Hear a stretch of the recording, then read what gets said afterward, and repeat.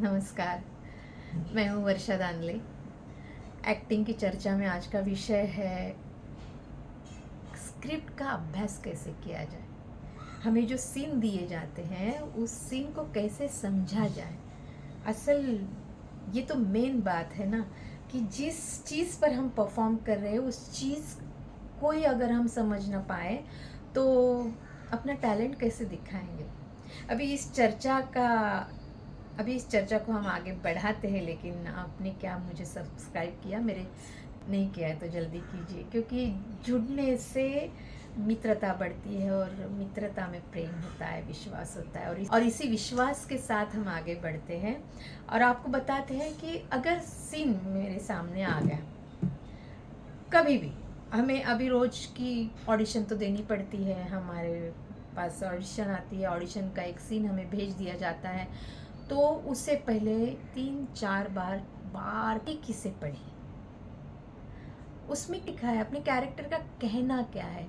पहले तो उस सीन का विषय क्या है, उस विषय के संबंध में मेरा कैरेक्टर जो मुझे प्ले करना है उसका क्या कहना है। वो निगेटिव है, वो पॉजिटिव है, या तो उसे एक भी डायलॉग नहीं है लेकिन उसे अपने चेहरे पर एक्सप्रेशंस देने हैं, तो वो एक्सप्रेशंस किस तरीके से वो देगा। तो पहली तो बात ये होती है कि उस सीन में जो विषय है उस विषय को ये पात्र जो है, जो हम साकार कर रहे हैं, वो पात्र उसमें हामी भर रहा है या उससे विरोध कर रहा है, मतलब या तो पॉजिटिव है या तो नेगेटिव है। ये तय होने के बाद हमारे रिएक्शन अपने आप तैयार हो जाते हैं। अभी दूसरी बात, हाँ, एक पॉजिटिव नेगेटिव समझ में आया। दूसरी बात, हमारे पात्र की उम्र क्या है, उस तरीके से वो रिएक्ट हो जाएगा। अगर वो पात्र बुढ़ा है या तो ओल्ड एज है तो उसकी रिएक्शन की जो रीत है वो अलग होगी, या अगर वो यंग है तो उसकी रीत अलग होगी। अगर वो औरत घर की मिडिल क्लास हाउसवाइफ है तो उसके रिएक्शन का तरीका अलग होगा। देखिए, उम्र के हिसाब से और अपने सामाजिक स्तर के हिसाब से भी अपने रिएक्शन में बदलाव आते हैं। दूसरा बदलाव आता है हमारे व्यवसाय के अनुसार भी हमारे रिएक्शन में बदलाव होता है। टीचर जो होती है, समझो हमारा पात्र टीचर प्ले कर रहा है, तो उनको एक आदत सी होती है टीचर लोगों को कि हर बार वो सिखाने जाते हैं। वो ऐसे शांति से ऐसे बैठ के कभी नहीं सुनोगे, वो सुन उनको कुछ कहना होता है, क्योंकि उनका व्यवसाय कहने का है, उनको व्यवसाय लोगों को सिखाने का है।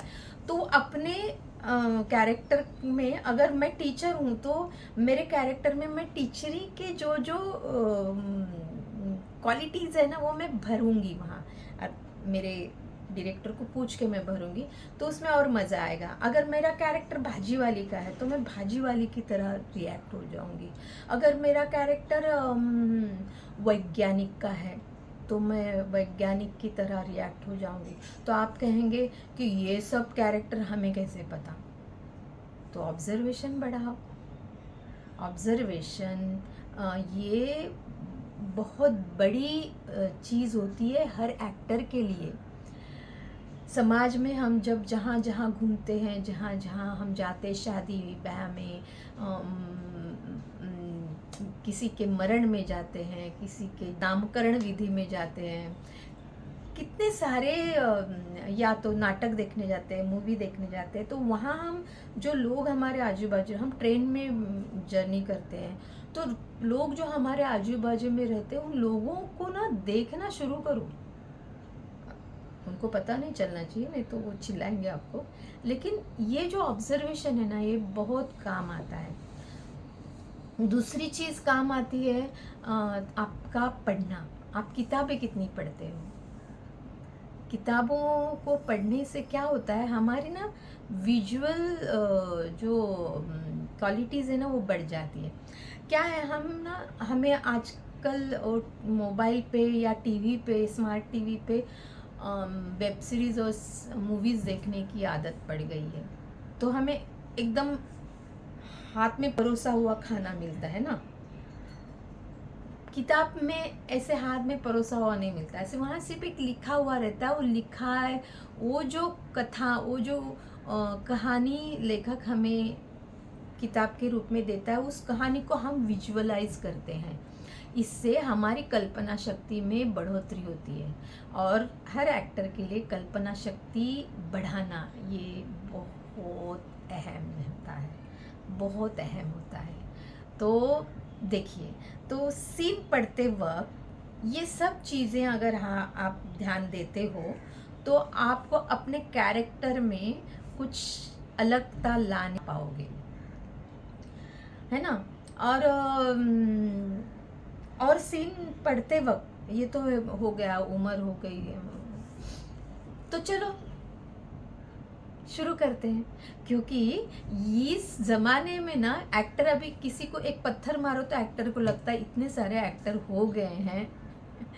तो मैं एक्टर के तौर पे मेरी अलगता मुझे दिखानी है, तो मुझे ये ऑब्जर्वेशन, मुझे ये पढ़ना, मुझे मूवीज़ देखना भी एक अभ्यास ही है, वेब सीरीज़ देखना भी एक अभ्यास है। मनोरंजन के लिए मत देखिएगा, उस कैरेक्टर में उस एक्टर ने क्या क्या बदलाव लाए हैं, क्या क्या रिएक्शंस दिए, इसका भी अभ्यास कीजिएगा।